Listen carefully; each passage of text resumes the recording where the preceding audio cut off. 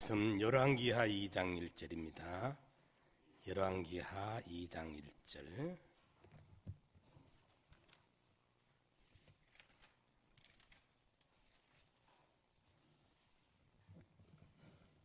구약 561페이지. 여호와께서 회리바람으로 엘리야를 하늘에 올리고자 하실 때에 엘리야가 엘리사로 더불어 길갈에서 나가더니 엘리야가 엘리사에게 이르되 청컨대 너는 여기 머물라. 여호와께서 나를 베델로 보내시느니라. 엘리사가 가로되 여호와의 사심과 당신의 혼의 삶을 가리켜 맹세하노니 내가 당신을 떠나지 아니하겠나이다. 이에 두 사람이 베델로 내려가니 베델에 있는 선지자의 생도들이 엘리사에게로 나와 이르되 여호와께서 오늘날 당신의 선생을 당신의 머리 위로 취하실 줄을 아나이까. 가로되 나도 아노니 너희는 잠잠하라. 엘리야가 저에게 이르되 엘리사야 청컨대 너는 여기에 머물라. 여호와께서 나를 여리고로 보내시느니라. 엘리사가 가로되 여호와의 사심과 당신의 혼의 삶을 가리켜 맹세하노니 내가 당신을 떠나지 아니하겠나이다 하니라. 저희가 여리고에 이름에 여리고에 있는 선지자의 생도들이 엘리사에게 나와 이르되 여호와께서 오늘날 당신의 선생을 당신의 머리 위로 취하실 줄을 아나이까. 엘리사가 가로되 나도 아노니 너희는 잠잠하라. 엘리야가 또 엘리사에게 이르되 청컨대 너는 여기 머물라. 여호와께서 나를 요단으로 보내시느니라. 저가 가로되 여호와의 사심과 당신의 혼의 삶을 가리켜 맹세하노니 내가 당신을 떠나지 아니하겠나이다. 이에 두 사람이 행하니라. 선지자의 생도 50인이 가서 멀리 서서 바라보며 그 두 사람이 요단가에 섰더니 엘리야가 겉옷을 취하여 말아 물을 치매 물이 이리저리 갈라지고 두 사람이 육지로 건너더라. 건너며 엘리야가 엘리사에게 이르되 나를 네게서 취하기 전에 내가 네게 어떻게 할 것을 구하라. 엘리사가 가로되 당신의 영감이 갑절이나 내게 있기를 구하나이다. 가로되 네가 어려운 일을 구하는도다. 그러나 나를 네게서 취하시는 것을 네가 보면 그 일이 네게 이루려니와 그렇지 않으면 이루지 아니하리라 하고 두 사람이 행하며 말하더니 호련히 불수레와 불말들이 두 사람을 격하고 엘리야가 회리바람을 타고 승천하더라. 아멘.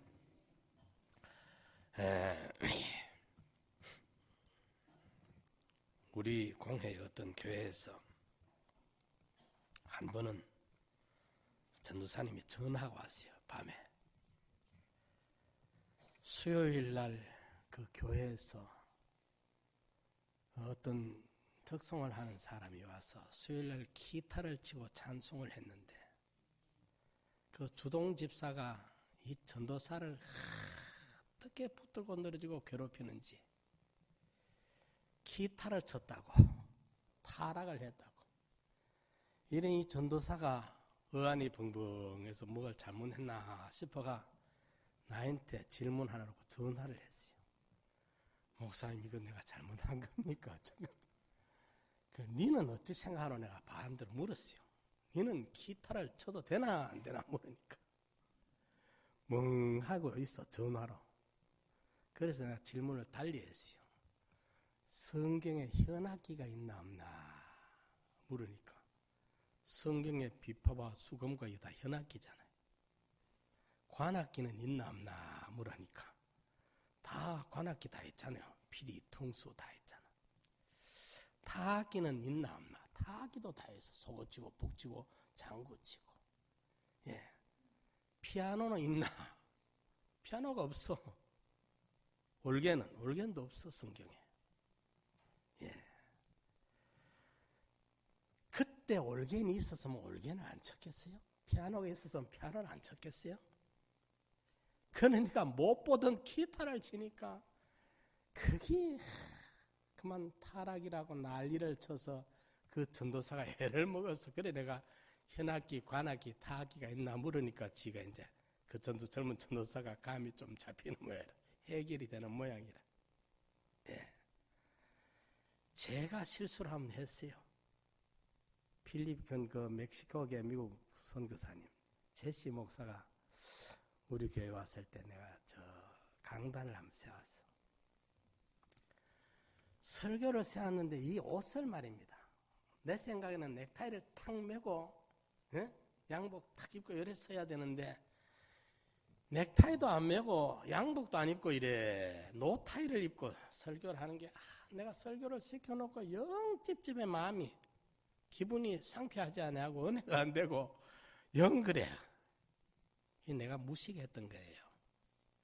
나중에 알고 보니까 그 옷이 필리핀 사람들의 정장이에요. 국제적으로 대통령들 정상 모이는데도 그 옷 입고 가더라고 보니까. 옛날에 우리 한국의 목사님들 같으면 강단에 서고 뭐 입겠습니까? 이래 입겠어요? 양식으로 이래 입겠어요? 서양식으로? 갓을 써야 돼. 두루마기를 입어야 정장이요, 그게. 바지 저고리는 정장이 아니에요. 바지 저고리 입고 강단에 서면 그건 보통 실수가 아니에요. 거기에 두루마기를 입어야 이제 정장이라. 또 어떤 교회는 수요일 날 청년들이 와서 특송을 했는데 청년들이 앞에 나와서 저쪽 이제 성도들 보고 하잖아요. 큰 난리를 쳐서 사람 보고 찬송한다고 하나님 보고 앞으로 보고 강단 보고 해야 되는데 그게 인본이라고 얼마나 또 떠들었던지 그 교회 목회자가 실컷 시달려서 무식하면 가만히 있으면 덜한데 나는 그래도 말은 안 해서 지금 한참 지나고 난 다음에 내 무식을 내가 말하니까 여러분들이 알지. 그러니까 진리의 사람이 되기 바랍니다. 나는 오늘 오랜만에 우리 전도사님이 기타를 치고 인도하니까 기분이 너무 좋았어요. 전에부터 찬송 인도를 좀 이 악기를 치면서 바로 인도한 분이 오면 좋겠다 싶었는데 우리 전도사님이 보니까 기타를 아주 좀 잘 사용하는 것 같아요. 참 감사하죠, 여러분. 그러니까 전통이나 어떤 비진리적인, 비본질적인 그런 데 묶여가지고 그 무식을 토하지 말고 어디든지 진리의 사람이 되십시오. 여러분 서부교회가요 찬양대가 있었습니다. 아주 일찍이. 백도강 장로님, 장집사님, 장렬 목사님, 우리 제 장인 돌아가신 장인이 그때 나팔을 불었어요. 나팔. 찬양대장 하시면서 박윤철 목사님이 찬양대가 있었습니다. 중간에 목사님이 그걸 없앴지만은 제자 운동을요, 평신도 제자 교육을요 1956년도 57년도 우리 목사님이 평신도 데리고 연경을 했어요. 내가 오하는 목사님 사랑의 교회 제자 훈련을 받으면서 이거 우리 목사님 하셨던 거와 꼭 같구나. 그때 그 여자분들요 목사님 시켜가 지역교회 보내가 강단에 설교시켰습니다. 그때 신전도사, 추전도사 이런 사람들 강단에서 설교시켰습니다. 그 시대에 어림도 없습니다. 타교단에서. 그런데 뭘 모르는 사람들이 막혀가지고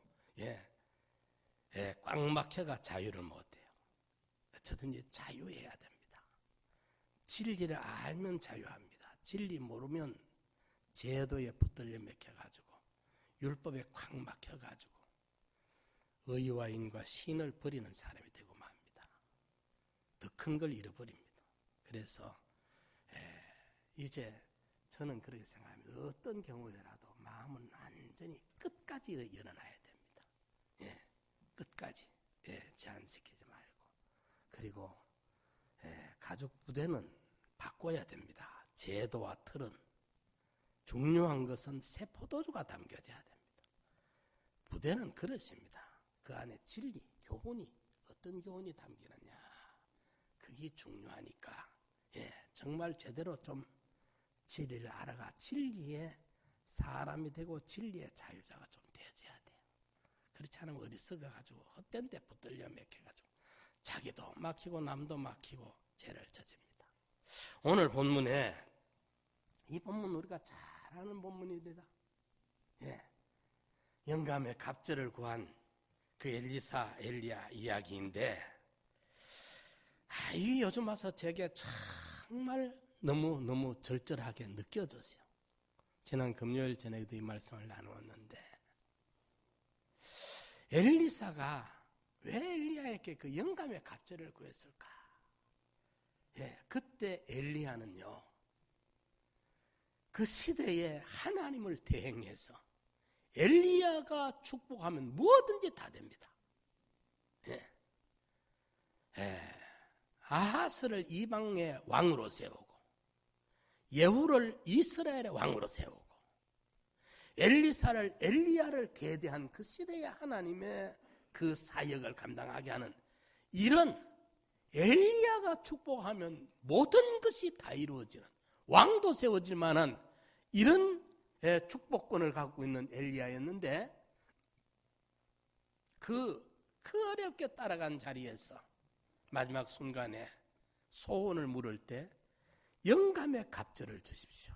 당신의 영감을 나한테는 배나 더 강력하게 스승 당신을 붙들고 역사하신 그 성령의 역사를 나는 선생님보다 부족한 사람이니까 더 강력하게 더 갑절이나 성령이 나를 붙들어야 내가 스승이 해나가던 그 사역을 승계해서 실패하지 아니하고 감당할 수 있으니까 영감의 갑절을 주십시오. 그것을 구합니다. 이 말이 무슨 말인가? 왜 영감을 구했는가? 영감의 갑절을 구한 그럴 수밖에 없었던 그것을 구해야 했던 엘리사의 이유는 뭔가?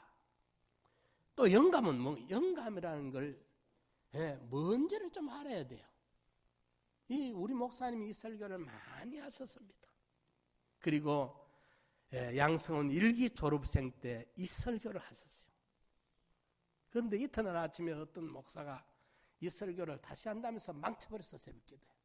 내가 그 설교를 듣고 있다가 막 벌떡 일어나고 싶을 만큼 화가 나더라고. 망쳐버렸어. 그랬는데 제가 얼마 전에 저 신통교회에 있는 목사님한테 연락을 해서 그 설교 다시 한번 내가 찾을 수 있나 보내줄 수 있나. 그러니까 바로 보내주더라고. 그 녹음도 보내고 팩스도 보내주고 했어. 정말 그 위대한 설교를 남겼었습니다. 일기 졸업생 그 예배 때 말입니다.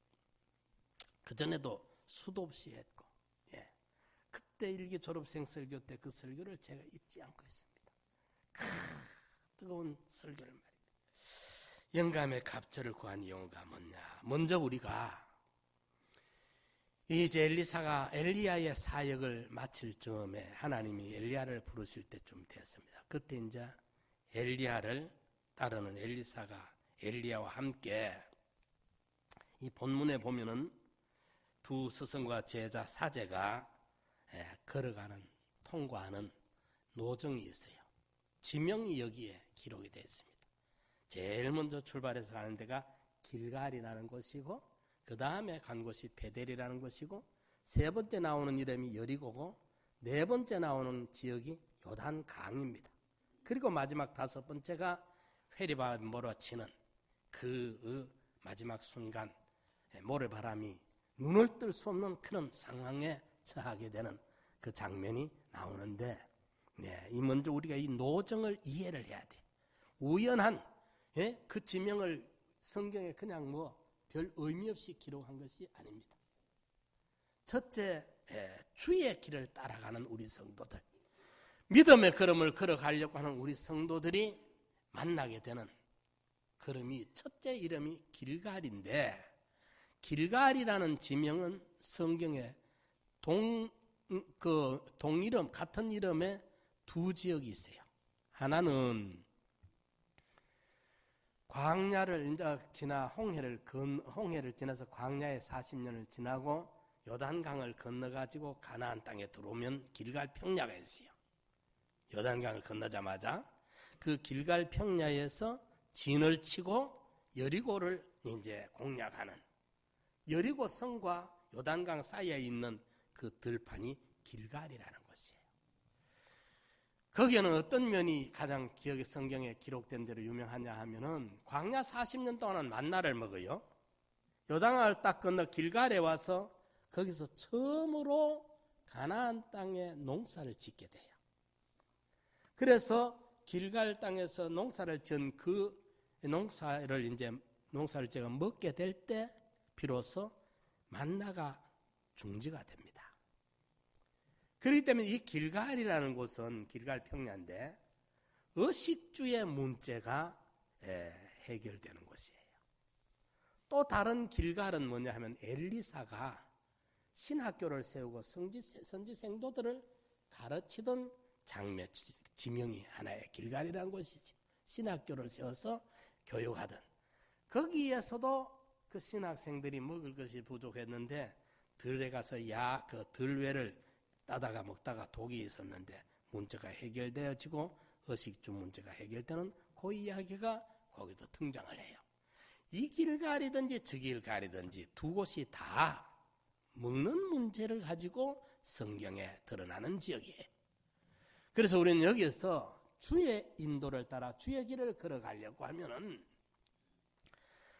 무엇을 먹을까 무엇을 마실까 염려하고 있으면 주의 길을 못 따라가요.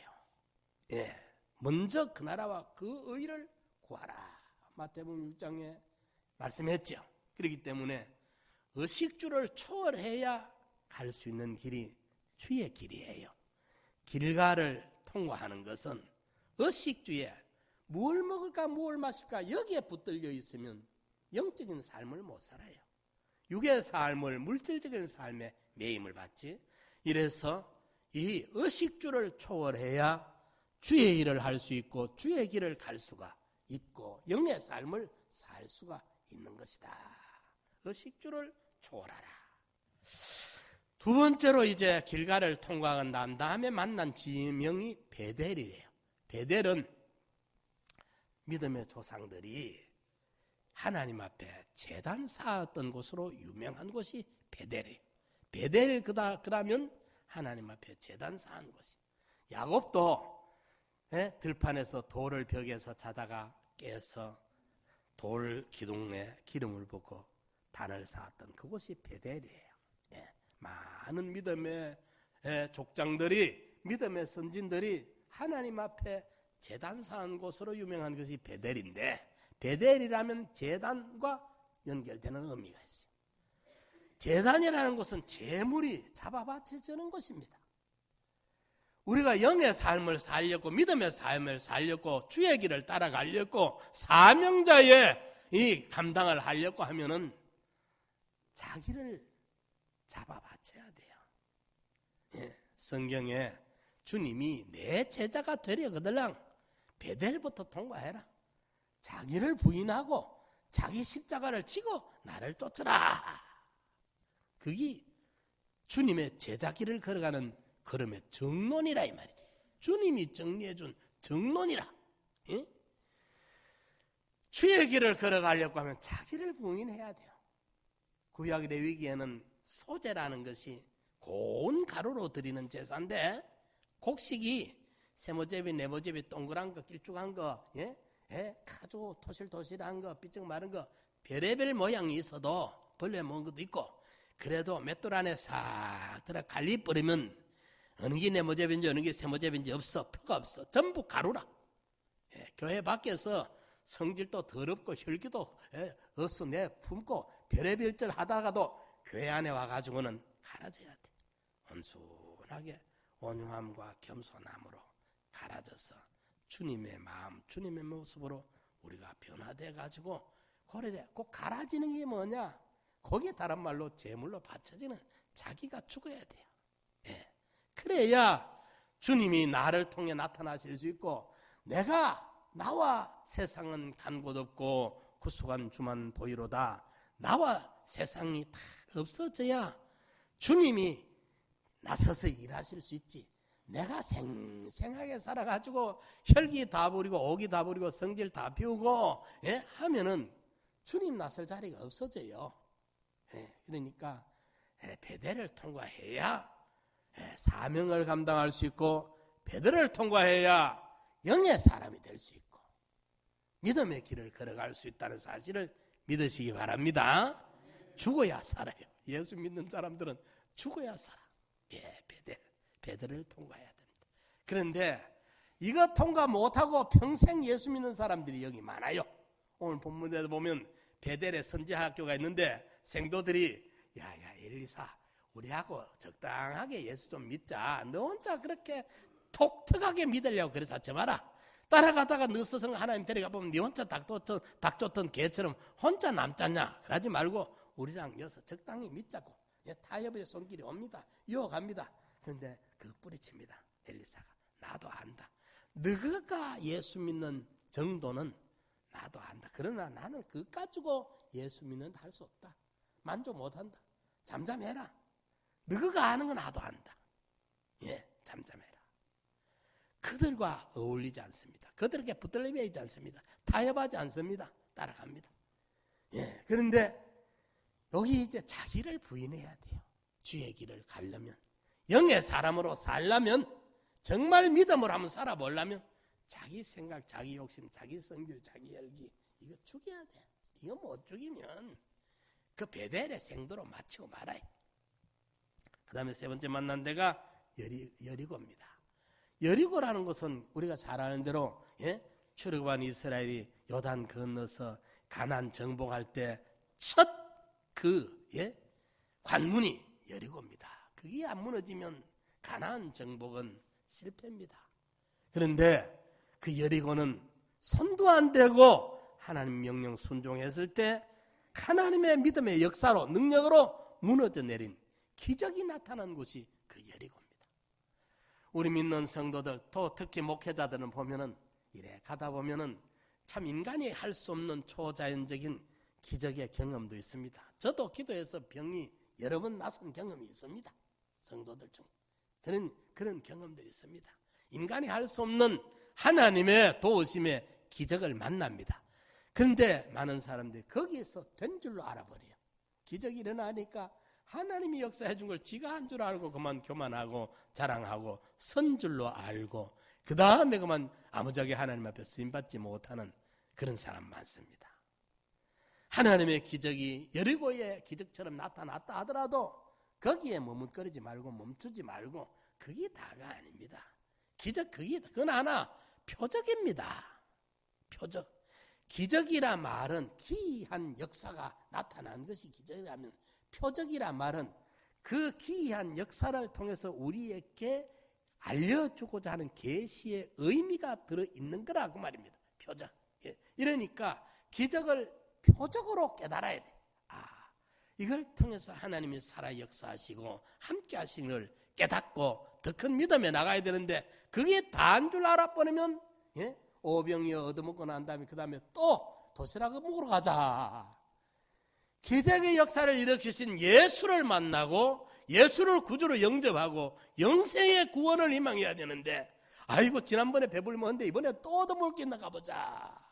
관심이 얻어먹는 도시락이 있다 이 말이에요. 이게 얼마나 어리석습니까? 더 큰 자리로 못 나가는. 그래서 여리고에 머물면 안 됩니다.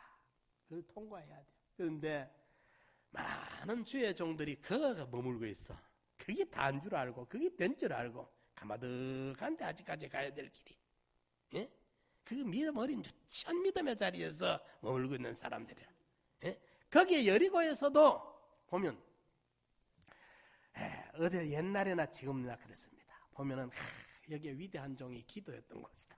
우리도 덕유산 그 삼봉산에 가면 우리 집회하던 그 위에 올라가면 거기 이제 삼봉산 그 빼제라는 그 거창서 무주로 넘어가는 빼제 그쪽으로 올라가면 삼봉산이 있습니다. 삼봉산 그 위에 가면 그 보면 그 바위 밑에 우리 목사님이 옛날에 40일 금식했던 기도했던 그 바위돌이 있습니다. 칼바위라고. 나도 전도사 때 거기 우리 이제 처음 같이 목회 나왔던 강전준 강 목사님하고 이성규 목사님하고 내하고 서희 거 가서 그때는 텐트를 짊어지고 올라가는데 참 악산이었습니다. 지금처럼 길도 없고 지금 같으면 차로 딱 싣고 가보면 되지만은 하루 종일 올라가서 거기가 이제 경상도 전라도 도계입니다. 거기 올라가면 거기 이제 텐트를 치고 며칠 기도했는데 안개가 콱 깊으니까 완전 신선해요. 밑에 산 밑에 동네는 하나도 안 보이고 안개 속에 한 30m 정도 거리밖에 안 보이는 안개 속에서 며칠 기도하고 왔는데 그때 목사님 기도했던 그 칼바위 기도굴이 있어요. 칼바위 밑에. 예. 그 기도하는 우리 목사님이 거기서 기도해서 능력 받았으니까 나도 그거 가면 그 능력 받을까 싶어가지고 그렇잖아요. 원래 다 그래요. 주의 종들이 위대한 종들이 여기서 기도했다 하면 그게 기도하고 싶고 그게 사람의 그 나쁜 게 아니고 그게 사람의 그 희망이에요. 예? 그래라도 애를 쓸 줄 알아야 돼. 그런데 베델의 신학교가 세워진 거 보니까 여리고의 신학교가 세워진 거 보니까 그때 우리 마음이나 그들 마음이나 같대. 그 신학교 세운 이유가 뭐겠습니까? 하나님이 여리고가 무너졌던 같은 능력의 종들이 여기서 일어나야 된다. 예? 제단 쌓는 여기에서 자기를 바쳐 제단 쌓고 하나님의 응답 허락을 받아야 된다. 이래가지고 베델의 신학교가 세워지고 있고 여리고의 신학교가 세워졌을 거 아닙니까? 우리가 추정하기에 말입니다. 뻔한 거 아닙니까? 이러니까 그 마음은 뭐 나쁜 마음은 아니지만은 그게 다가 아니라 여기에 머물면 안 돼. 거기서 이제 엘리야가 너도 여기 있어라. 엘리야의 본심은 하나님의 본심은 우리 고생시키는 게 본심이 아니라 엘리야의 본심은 엘리사를 떨어뜨리는 게 본심이 아니에요. 네가 억지로 체면 때문에 나 때문에 할 수 없이 따라오게 하지 말고 네가 네 믿음으로 따라오나 안 오나 보자 싶어가지고 야야 너는 여기 있어라 하는데 엘리사는 아닙니다. 여호와의 사심과 당신의 혼의 삶을 가리켜 맹세하노니 나는 따라가야 되겠습니다. 자의사라 따라오게 됩니다. 여리고를 통과하는 거예요. 예, 의식주를 초월해야 되고 자기를 부인해야 되고 능력이 나타난 거기에 만족하지 말고 그 다음에 만난 곳이 이제 요단강입니다. 요단강은 하나의 경계지요. 이쪽과 저쪽이 분명하게 나누어지는, 이쪽은 가나안이고 저쪽은 광야입니다. 이거는 우리 찬송의 며칠 후 요단강 건너가 만나리, 신앙의 걸음을 걸어가다가 만나는 사선을 말합니다. 죽음의 마지막 사선. 이 길을 가면 목숨을 내놔할 수도 있다는 그런 사선. 죽을 사자. 선이라는 선. 경계. 이 사선에 봉착했을 때 그때 이 사선을 통과하는 거예요. 목숨을 내걸고 가는 걸음입니다. 신사참배 때 6.25 때 그때 보면은 이 사선 앞에 멈춰 서버린 분들 많고 그때 준비됐던 분들은 이 믿음의 그 죽음의 사선을 통과해서 감옥에 들어가면서도 선교를 당하면서도 믿음의 등불이 꺼지지 아니하고 통과했던 분들이 있습니다. 그걸 의미합니다. 요단강. 이 요단강을 이제 통과를 합니다. 사선을 넘어서는 목숨보다 귀한 보라 심령의 매임을 받아 예루살렘으로 가는데 거기서 무슨 일을 만날는지 내가 알지 못하노라. 성령이 내게 증거하여 각 사람에게 환난과 결박이 기다린다시나 나의 달려갈 길과 주 예수께 받은 사명 곧 하나님의 은혜의 복음 전가하는 이 일을 마치려 하면 나의 생명을 조금 더 귀한 것으로 여기지 아니하노라. 사도행전 20장이 말씀한 그대로 생명보다 귀한 사명. 사명. 그래서 요단강을 건넙니다. 길가를 지나고 베델을 지나고 여리고를 지나고 요단강을 건너 사선을 넘어서서 이제 광야에 갔을 때 지금까지 엘리야가 여기 머물라 하던 그 엘리야가 이제 시간이 없으니까 어서 소원을 말해라. 어서 구해라. 내가 들어주마. 따라온 이유를 알잖아요. 아니까 단도직입적으로 내가 말한다. 시간 없다. 어서 말해라. 빨리 구해라. 이것저것 따지지 말고 체면 보지 말고 말해라.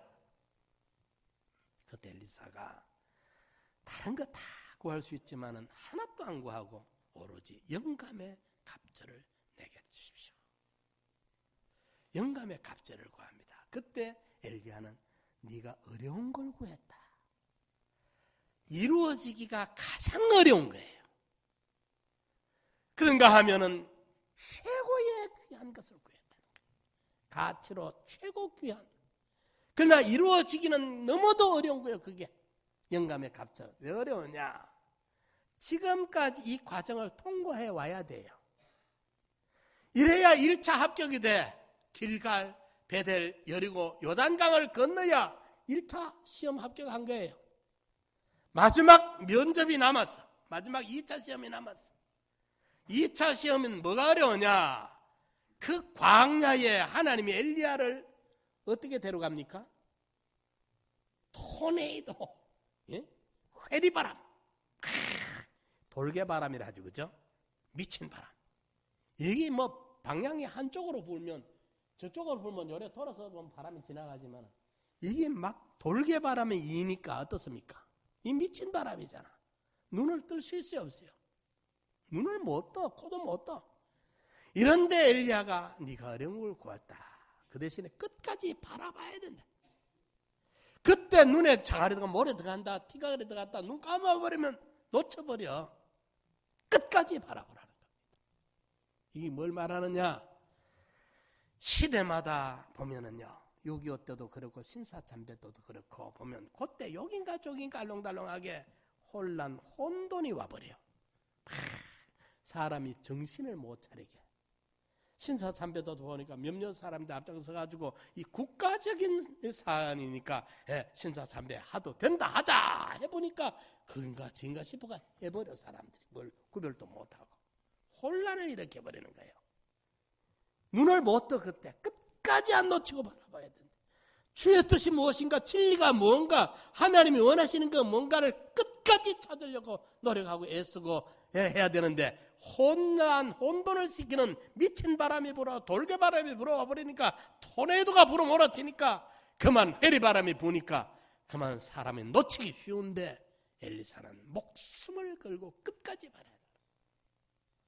그때 엘리야의 영감이 엘리사에게 임한 것이고, 엘리야가 일했던 것보다 사실은 엘리사가 일한 것이 성경에 더 많이 기록이 되죠. 보면 사실은 요한복음 14장에 12절에 보면은 예수님이 내가 했던 걸 너희들도 할 수 있고 내가 했던 일보다 너희들은 더 큰 일도 해낼 수 있다 말씀하신 그대로 엘리야가 이루었던 기적보다 엘리사를 통해서 성경에 기록된 기적들이 더 많이 나타나고 있습니다. 예, 이런 영감의 갑절을 받은 거예요. 자, 그럼 여기서 엘리사가 영감을 구하지 아니할 수 없었던 필연의 이유가 뭔가? 이걸 우리가 짚고 넘어갑시다. 엘리사는 영감을 구하지 아니할 수가 없었어. 왜?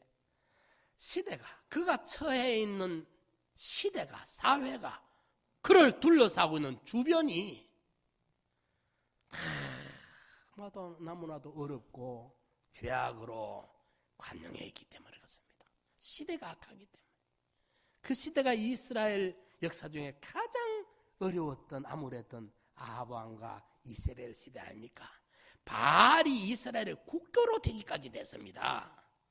엘리야가 심지어는 나밖에 남지 않았습니다 할 만큼, 물론 엘리야 외에 하나님이 숨겨둔 자들이 따로 있었지만은 엘리야 종교 지도자가 볼 때 그 당시에 모든 사람들이 아합 왕과 이세벨에게 항복 다 해버리고 바알을 영접해버리고 하나님을 배신하고 엘리야 혼자 남았는 것 같이 보여질 만큼 그 교회가 절단났던 때입니다.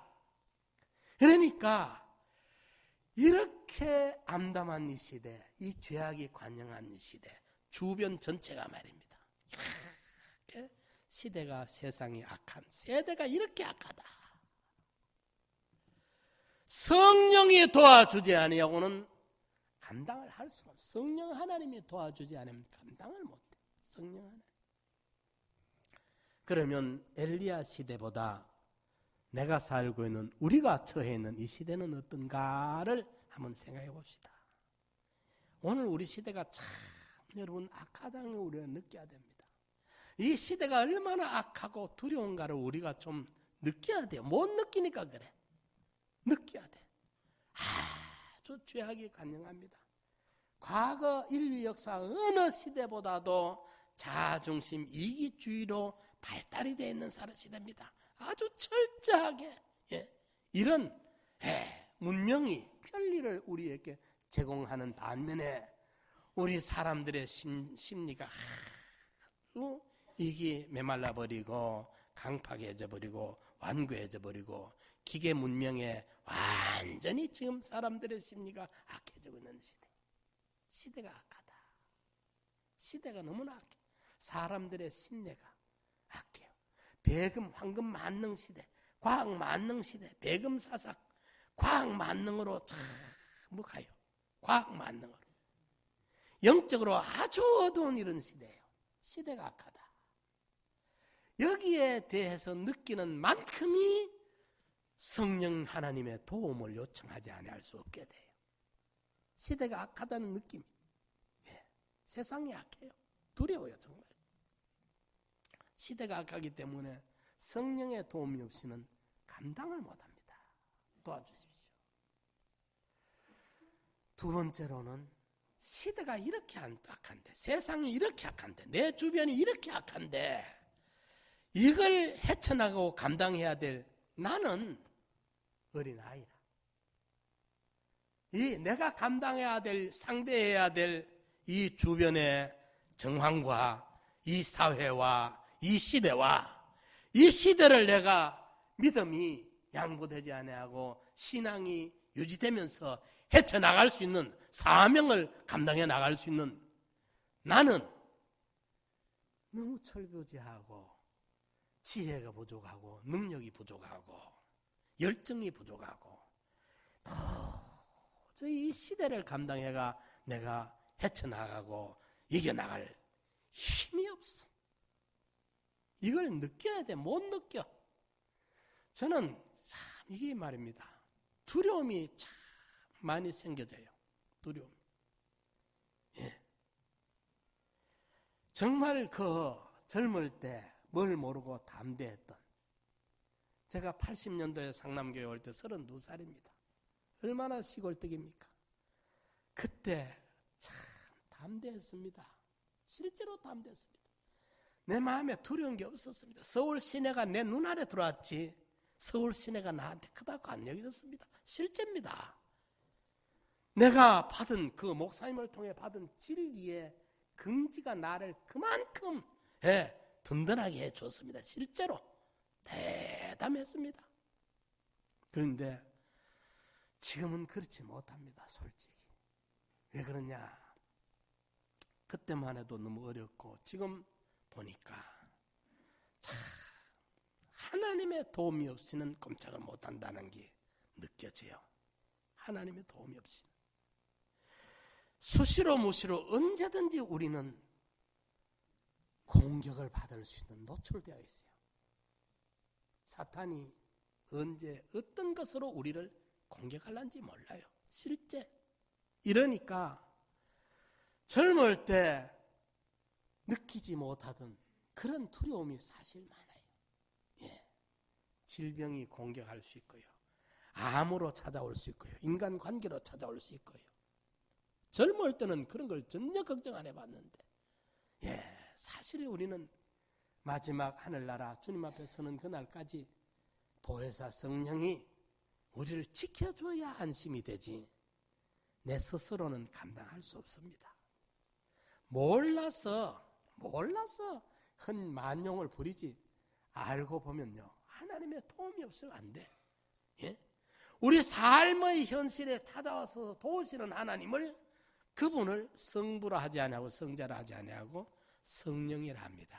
그분이 성령입니다. 그분이 나를 깨닫게 하시고 생각나게 하시고 기억나게 하시고 감당하게 하시는 역사를 영감이라 그렇게 말합니다. 그 영감이라는 단어가 좀 어려워요. 예? 영감. 우리 목사님이 당신의 수준에 맞춰가지고 그 영감 설교를 많이 하셨는데 영감에 대한 이해가 우리가 빈약해요. 영감이 무슨 말인지 잘 몰라. 예. 보혜사 성령이 우리 지켜주지 않으시고 순간도 찰나도 보호하지 않으시고 돌 졸지도 주무시지 않고 눈동자같이 우리 지켜주시지 않으시면 감당을 못해요. 이게 젊은 날에는 못 느껴지는데 이제 이게 와서 많이 느껴지니까 두려움이 사실 생겨. 두렵다 말은 하나님 앞에 매달리지 아니할 수 없다는 말과 같은 말로 연결이 되어져. 하나님의 도움이 없으면 안 돼요.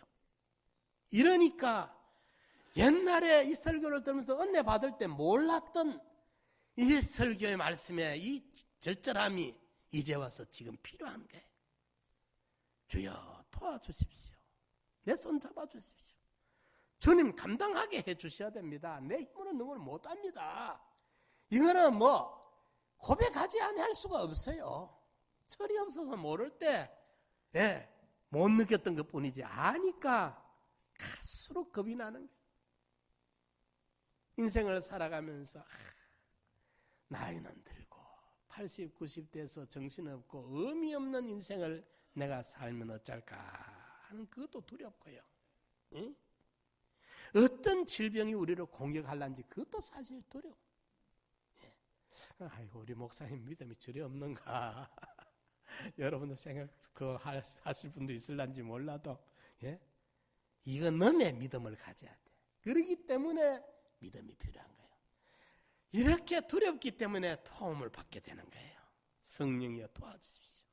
자, 영감 구하는 이유는 시대가 악하기 때문에, 너무 어둡기 때문에 성령 하나님이 지켜주면 안 되고, 지켜주지 않으면 안 되고, 주시지 않으면 안 되니까 도와달라는 애걸 복구를 하게 되는 것이고, 시대가 상황이 내가 감당해야 될 주변이 이렇게 약한가 하면은 그걸 헤쳐나가야 될 나는 어린아이라. 예레미야가 나는 어린아이입니다.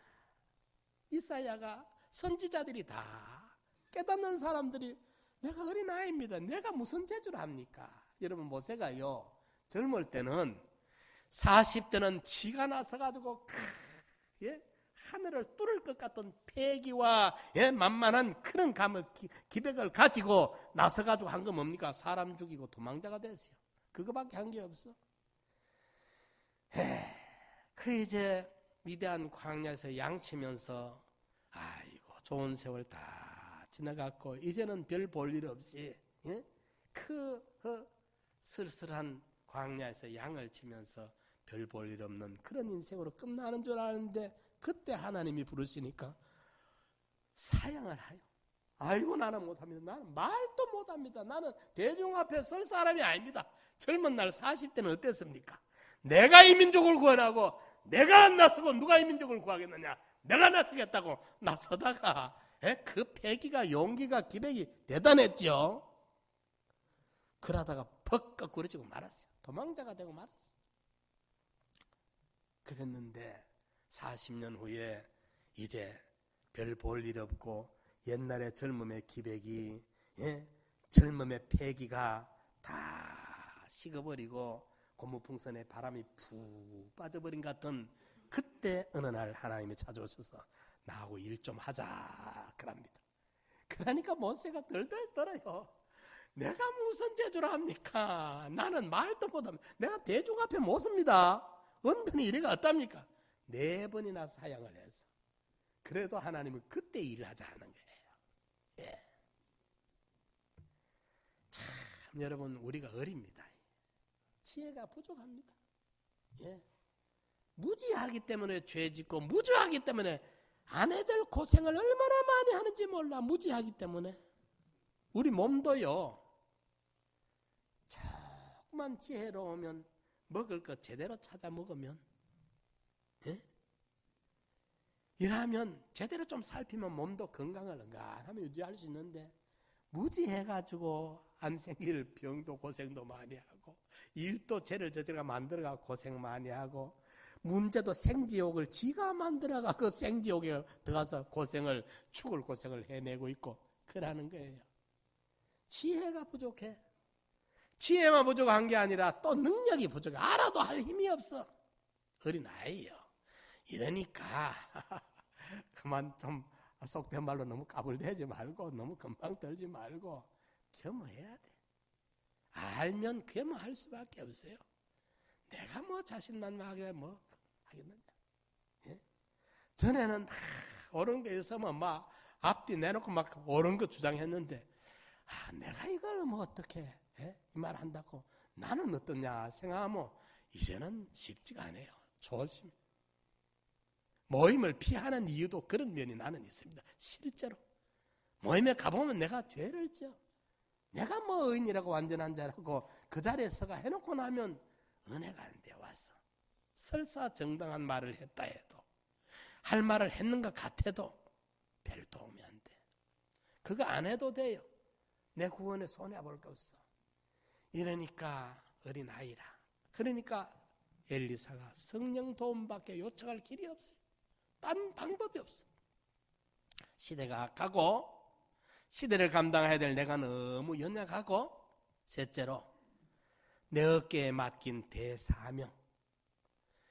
위대한 선지자 엘리야를 대신해서 내가 감당해야 될 이 사명. 주 예수께로부터 받은 사명. 해도 되고 안 하면 그만인 선택 사역은 아무 따나 해도 되는 게 아니고 이거는 목숨보다 귀한 사명이기 때문에 목숨보다 귀해. 하나님의 독생자의 십자가를 통해서 엮여져 있는 사명이기 때문에 이 사명이 너무도 막중한 거예요. 너무도 막중해. 예수님이 아버지 이 잔을 내게서 옮겨가게 할 수 없나이까. 하오나 내 원대로 마옵시고 아버지 뜻대로 하옵소서. 예수님이 크게 땀방울이 피방울이 되도록 흘리면서 떨면서 울부짖어 심한 통곡과 눈물에 엉켜서 기도했던 이유가 뭐냐? 죽음이 두려워서 그랬다고 한다면 우리는 예수를 스승으로 모실 필요가 없어요. 구주로 모실 필요가 없어. 가치가 없어요. 당신에게 맡겨진 대사명, 천하 인간들의 생명을 구원해야 되는 이 사명에 혹여나 실수가 있으면 어쩌 하는 그 두려움 때문에 그렇게 울부짖으며 하나님의 도움을 요청했던 거예요. 이 사명. 자, 이 세 가지 이유가 엘리사를 그렇게 간절하게 영감을 구하게 했던 것입니다. 시대가 가고 엘리사 시대 말하는 거 아닙니다. 오늘 저와 여러분들이 살아가는 이 시대가 그 시대보다 더 문제입니다. 그리고 엘리사가 연약한 게 아니라 저와 여러분들이 너무 연약한 거예요. 엘리사의 어깨에 맡겼던 대사명과 다를 바가 없는 저와 여러분들에게도 주 예수께로부터 받은 사명이 있습니다. 이 사명. 시대가 가고 나는 어린아이고 내 어깨에 메인 이 사명은 목숨보다 귀한 사명은 너무나도 막중한데 이 사명 감당하려고 하면은 악령은 우는 사자처럼 할 수만 있으면 택한 자라도 삼키려고 하고 악령은 수단과 방법을 가리지 아니하고 이 사명 감당을 방해하고 있는데 어찌해야 됩니까? 방법은 오직 하나. 성령 하나님이 도와줘야 됩니다. 그래서 엘리사가 영감의 갑절을 구한 것입니다. 그 영감의 갑절이 뭔가 무슨 말인가? 영감이란 말은 무슨 말인가? 그거 지금 정하고 마치겠습니다. 영감의 갑절. 영감이란 말이 뭔가? 우리 믿음에서 아브라함에게 하나님이 너는 본토 친척 아벨 집을 떠나 내가 네게 지시하는 대로 가라. 거기 아브라함에게 임하는 하나님의 영감입니다. 지시. 지시가 뭡니까? 지시는 현장에서 하죠. 그죠? 현장 감독들이 지시하죠. 언제든지 집을 짓는 건축 공사하는 데는 현장에서 지시합니다. 지시는 사무실에서 하는 거 아닙니다. 현장에서 요거하고 저거하고 그때 예? 그때 시간, 그 자리, 공간 거기서 하는 거예요. 그게 바로 영감이라. 내가 네게 지시하는 대로 손가락으로 가르치는 그대로 따라 움직이면 된다. 거기 바로 아브라함에게 임하셨던 영감입니다. 예.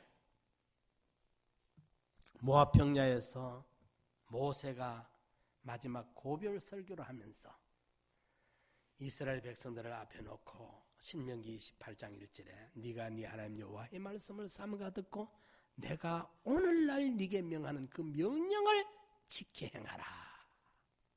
거기 바로 출애굽한 이스라엘 백성들에게 하나님이 알려주는 바로 거기 영감이에요. 거기 영감이에요. 그 명령. 예? 오늘날 현재를 말합니다. 지금 이 순간을 말합니다. 오전 예배 때 말한 거 아니고 이미 그건 과거입니다. 저녁을 말하지 않습니다. 오늘날이라 말은 24시간 하루를 말하는 게 아니고 현재 지금 이 시간 이 자리 이 상황에서 주님이 내게 명하시는 그 명령 그것이 바로 영감이에요. 그 명령이 계시록에 가서는 7 교회에 귀 있는 자는 성령이 교회들에게 하는 말씀을 들으라.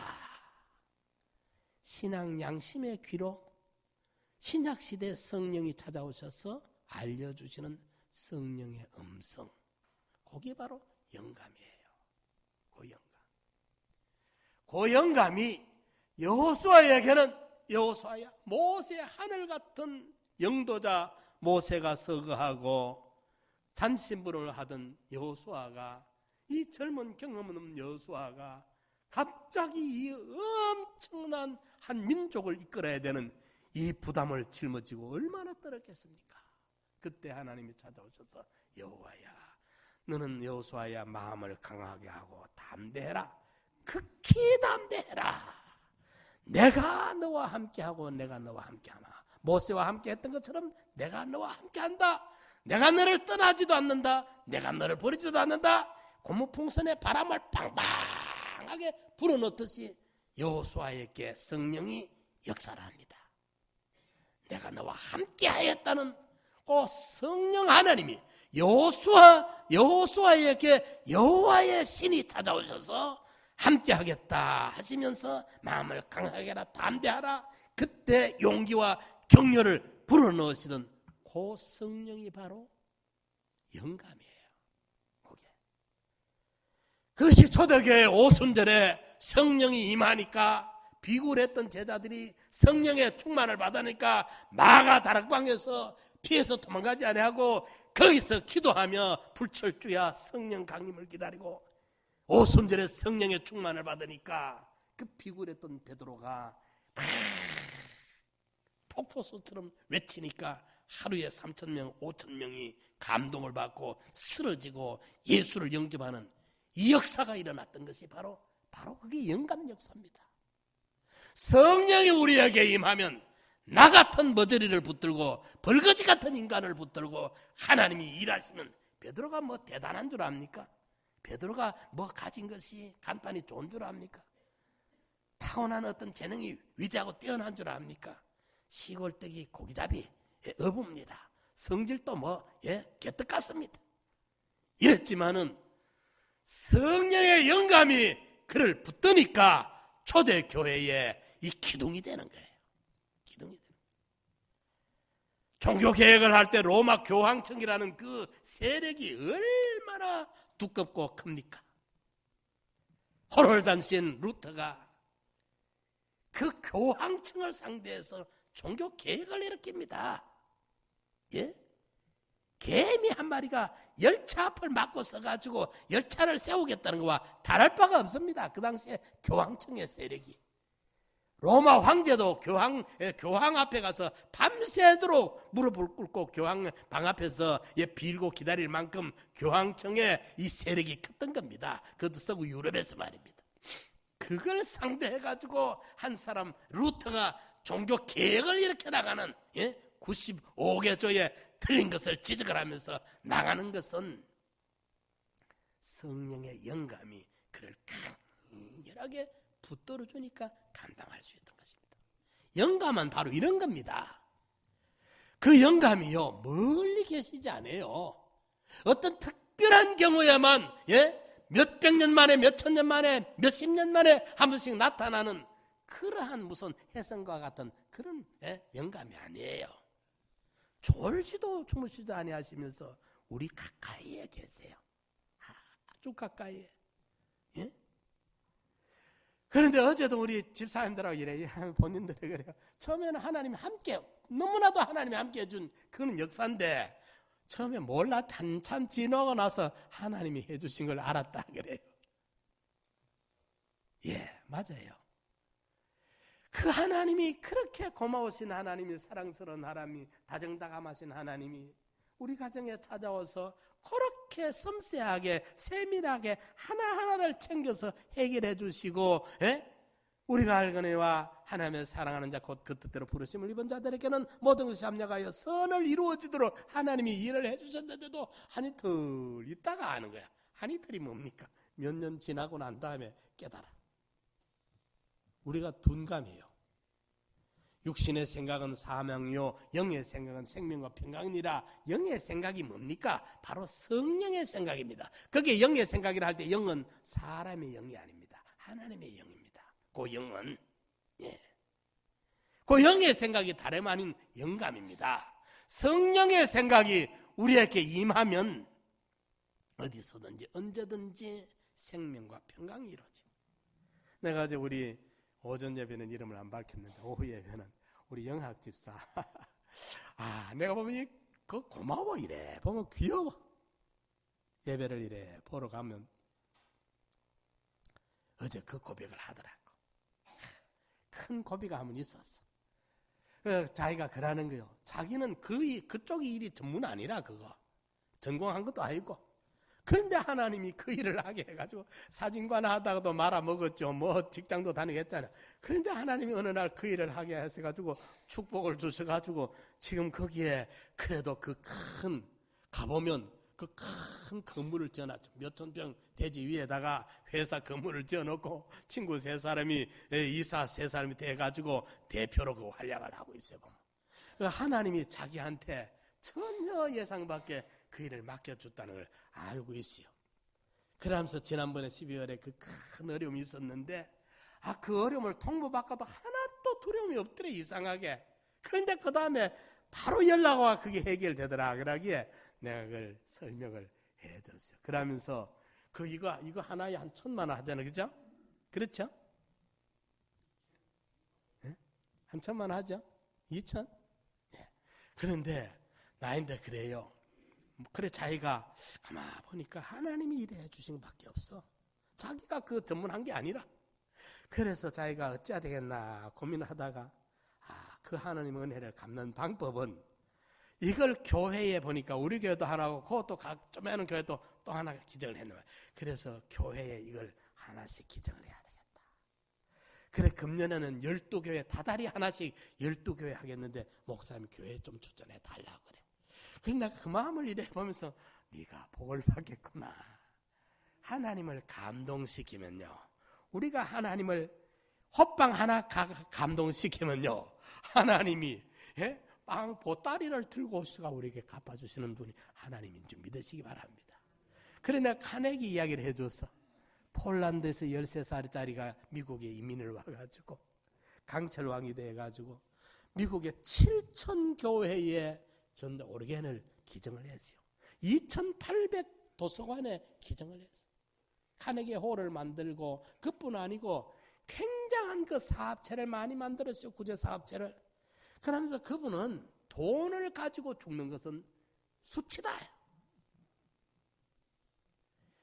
살아서 돈을 하나님이 주셨으면 의롭게 쓰고 가야 되는 거예요. 그래서 내가 우리 영학 집사 그 이야기 하기에 내 마음이 얼마나 이 속에 그 성령이 찾아오시는 거야.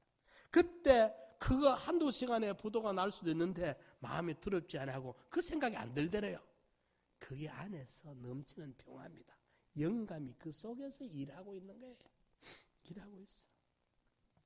여러분들 영감이 멀리 있지 않습니다. 우리 신앙 양심을 쓰고 주님 진실하게 정직하게 그리고 인격적으로 다가가십시오. 하나님 이거요 내 힘으로 못합니다. 하나님 도와줘야 됩니다. 도와주십시오. 성부 하나님이 아니고 십자가에 우리 구속해 주신 성자 하나님이 아닙니다. 현재의 우리 인생사를 책임지고 관리하고 돌보고 역사하는 성령 하나님. 그 성령 하나님이 나를 만나주고 생각나게 해주고 깨닫게 해주고 감당하게 하는 그 지혜와 능력으로 역사하시는 그 영감. 그 영감을 받으면 루트와 같은 일을 우리가 할 수 있고 베드로와 같은 일을 우리가 할 수 있는 것이에요. 엘리야사와 같은 일을 할 수가 있어요. 그리고 우리가 꼭 아무개만큼 누구만큼 역사의 신문의 대문짝같이 시킬 만큼 날만큼 그런 일을 해야만이 성공이냐? 아니에요. 한 가정의 가모로서 얼마든지 영감을 받아 김하중 대사처럼 그런 아들을 키울 수도 있고, 어거스틴의 어머니는 그 페류나 어거스틴을 그런 역사의 4세기 인물인데, 어거스틴이 4세기 인물입니다. 그런데 천여 년 동안에 10세기 동안에 그만한 인물이 안 났어. 페류나였는데 말입니다. 이러니까 우리 어머님들도 얼마든지 위대한 일을 해낼 수가 있습니다. 성령에게 붙들림을 받으면. 그래서 꼭 영감을 구해야 돼. 목회하는 것도 인간이 재주가 합니까? 언변가 합니까? 뭐가 합니까? 고집가 합니까? 성령이 임해줘야 돼요. 우리 믿는 성도들의 성공은 성령이 와주셔야 돼요. 여러분들이 하나의 콩나물 장사를 하더라도, 고무신 가게를 하더라도 성령이 와주면 콩나물 장사하는 그것이 은혜가 되고, 그걸 통해 형통해지고, 그걸 통해서 구원이 이루어지고, 고무신 가게를 해도 성령이 나와 함께하면서 고무신 장사하면 팔면서 은혜 받고, 사오면서 은혜 받고, 사람 만나면서 은혜 받고 이루어지는 거예요. 우리가 진실하게 성령이여 나 좀 도와주십시오. 하나님 내 힘으로 안 됩니다. 도와주셔서 감당하게 해주셔서 하나님 영광 가리지 아니하고 성공적인 이 사역 감당하도록, 성공적인 구원을 이루어가도록 기도하면, 간절하게 기도하면 그분이 엘리야의 기도를 들어줬는데 왜 내 기도를 안 들어주겠습니까? 들어줍니다. 성령의 영감을 구하는 엘리사처럼 영감 충만함을 받아 우리에게 주어진 사명 감당하고, 내게 허락한 구원의 분량 이루고, 이 땅에서도 하늘에도 영광된 구원의 주인공들이 되시기를 축원합니다. 한번 통성으로 기도드립시다. 주여, 내게도 영감의 갑절을 주시옵소서. 이 죄악의 관념은 이 시대를 살아가는 나에게 힘으로도 능으로 할 수 없습니다. 여호와의 신으로만 감당할 수 있으니 영감의 갑절을 다하여 주시옵소서. 주님,